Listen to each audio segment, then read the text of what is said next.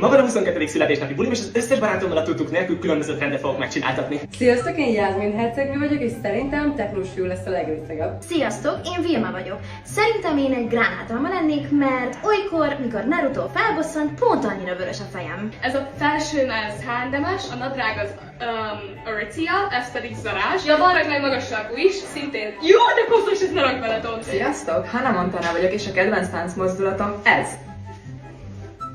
Sör vagyok, és hogyha zöldség lennék, akkor krumpli lennék, mert a színem miatt is, a sör és a szőke hajam miatt is, meg a testalkatom miatt is, mert lehetnék egy sült krumpli, meg mert imádom. Fuxus. Sziasztok, Disco Diva vagyok. Talán a legkellemetlenebb élményem az, amikor Dubájba voltunk és kikerült Edditre, hogy a Sugar daddy vagyok. Sziasztok, Naruto vagyok, és az én red flaggem, hogy 4 óránál kevesebbet nem tudok leülni játszani.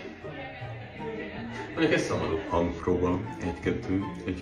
Sziasztok! Én Kakas vagyok, és a legkellemetlenebb élményem, amikor kihánytam egy taxiból, nagyon-nagyon csúnyán.